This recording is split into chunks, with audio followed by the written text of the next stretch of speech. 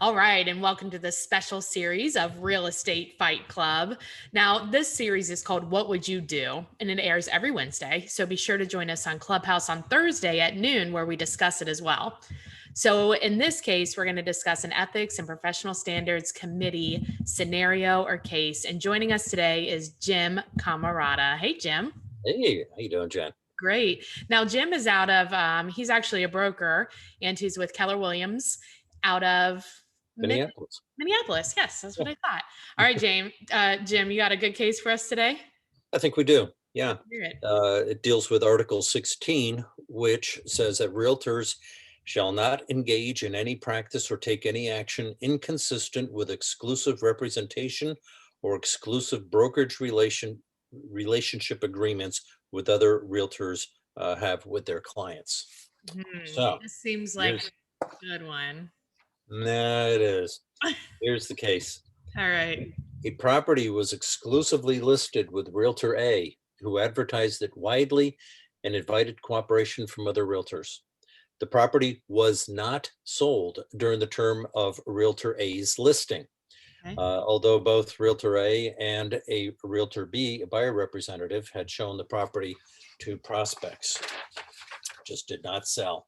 Okay. So sometime after the expiration of Realtor A's listing, the property appeared on Realtor B's website, and shortly thereafter, the property was sold by Realtor B. So Realtor A confirmed that it was listed with Realtor B and then charged Realtor B in having failed to respect his exclusive representation status with the client by soliciting the listing. The grievance committee referred the complaint for hearing by a hearing panel of the Professional Standards Committee, and upon notice to the parties, a hearing on the complaint was called with Realtors A and B present. Realtor A's specific charge was that Realtor B knew that the client had originally listed the property with him, Realtor A, and because he had discussed the property with Realtor B during the term of the original listing contract, that during the term of Realtor A's listing, Realtor B had shown the property to the same individual who had now purchased the property Oh, through Realtor B. And that with his knowledge, Realtor B's action in soliciting the listing, even after it had expired, was a violation of Article 16. That's the charge. okay. So here's what Realtor A said before the hearing panel.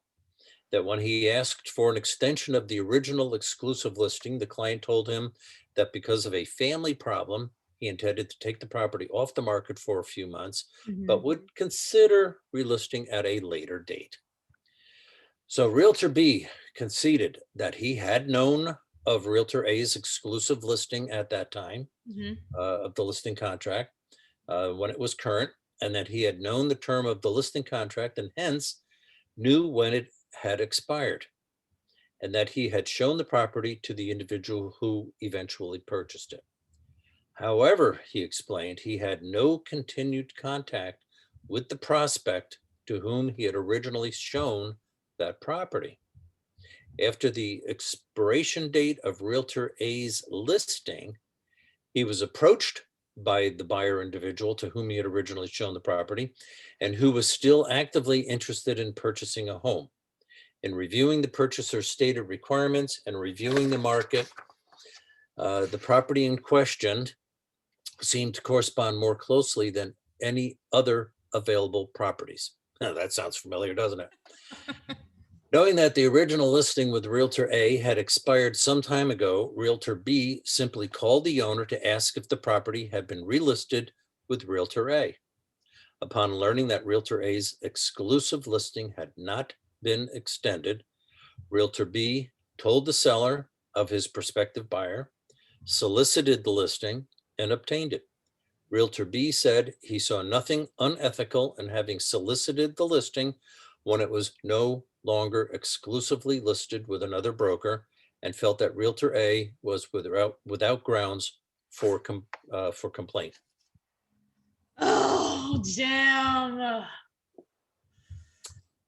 Um, okay. Here's what I think. Yeah. I think I technically agree with B, but realtor B, the one that, but I think that instead of calling the seller, I would have called the agent. And I'm a little confused on like if, because that I assume in their contract, like in our contracts, we have um like so many days or months or whatever after the listing ends. If one of those people that came as a result of our marketing efforts comes to buy it and it's not listed with an agent, then we're still due. But the issue is it is listed with an agent. I just feel like I don't know if it's an exact ethics violation, but it feels a little slimy. Well, even in our Minnesota listing contract, it says that the seller understands, and we also have that tail, and Yeah, typically it's about 180 days. The seller understands that seller does not have to pay broker's compensation if seller signs another valid listing contract which they did. after the expiration or cancellation of the contract. Except though, like let's say if it were a completely different buyer, I'd be like, there's no problem here. Mhm. There's really no problem. If it's, but it's the same buyer. And I think for me, that's what creates the issue. What do you think? You want the decision from the hearing panel? No, I'm scared. Oh, don't be.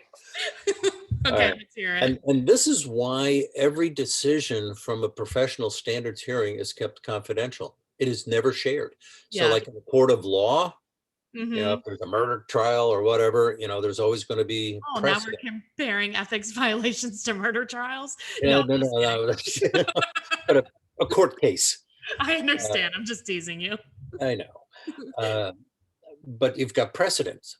Yeah. And with our hearings, there are no precedents. So we don't Really? know what decision was ever made in any other hearing. Why? Why? Because they wanted just the decision made just on the facts of that situation. And each situation is unique. I just think like in this situation, that buyer was showing the property during the time that realtor A was marketing it. It's yeah, I don't know. I don't know. It's a tough one. Well, you're going to love the decision. What did they say? The panel concluded that it was not the intent of Article 16 to provide any extended or continuing claim to a client by a realtor following the expiration of a listing agreement between the client and the realtor. The panel Oh, that's concluded, a big can of worms. Mhm. The panel concluded that realtor A had not been successful in his efforts to sell the client's property and that neither the property owner nor other realtors should be foreclosed from entering into a new listing agreement to sell the property. Therefore, Realtor B was not in violation of Article 16 of the code. So they're saying that it doesn't matter who the buyer was. Right, right. The contract It ended, was over. it was Yeah, but terminated, there like, was I no mean, extension. but the ramifications of that are so big, right? Like if there was precedence, I guess. Yeah, yeah. And we don't know whether this was in a big town or a small town. Small towns, you're less likely to have ethics violation hearings because they just don't report them. I was in a small town one time, and I was on the board of directors for the association. And I was like, how come there are never any hearings? Yeah. Well, we all work together and we don't want to upset one another, so we just work it out among Yeah, but that ourselves. happens in big towns too. They don't want to upset anybody, but then they don't actually say anything or work it out. It just Mhm. like the unethical agent just gets to do whatever they want every time, you know?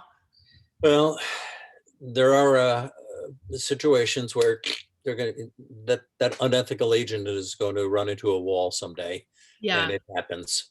It Yeah. happens. It does, but geez, I mean, what do you think about that? Whew. I've got mixed feelings on it, Yeah. uh, because on the one hand, I value the relationships that I have with my fellow realtors, Yes. and it is a relatively small market, Yeah. and uh, as a former team leader, one of my jobs was to recruit, so I got to know the other agents pretty well. So Exactly. I've established relationships with them. So I probably, just being the nice guy that I am, I probably would have called the other agent and say, "Hey, I did bring my client through when you had the listing. How do you want to handle this thing?" They're still in, right? Like what happened? Like even so, I cold call, and even when a listing expires and I know the agent or like whatever, right? Like I've seen the house and I knew like whatever, right? I always call that agent and be like, hey, what happened? I saw it like came off the market. But like, especially in this case, when if I would have brought the buyer to their listing when it was listed, I would absolutely call that agent and do exactly what you said. Hey, they're still interested. Are you planning on relisting it, or do you mind if I go after it? Like, what do you want to do here? Yeah, Because sometimes they'll just be a like, yeah, referral don't fee. worry. Huh? Yeah, even pay you a referral fee or something. Maybe, Yeah, but sometimes they don't even like, they wouldn't even ask for it because a lot, I find, and this is like a whole nother topic, but so many agents will do crap for free. It makes me insane. I Anyway, know. but yeah, that was a really good one. That was Yeah. hard. Now my alter ego might say, "Hey, it's just business. It's nothing personal." Yeah, except that that contract protects, like if it was listed for sale, like if it wasn't listed with the agent, the contract does protect the first agent. It's just, it is just business, but it's always like what is right, really. I know. I know. It is what is the right thing. And, Yeah. within the Keller family, we have the Y4C2Ts. Uh-huh. It's doing the right thing, following Yeah. that golden rule. So, yeah. Well, that's like, yeah, that's everybody, right? But Mm. so if people want to read this case, they can find it at jennifermertlin.com/vault. If they have a question for you, want to reach out to you, give you a referral, what is the best way to get a hold of you? Jimcamarata at kw.com or 612-562-7461. Excellent.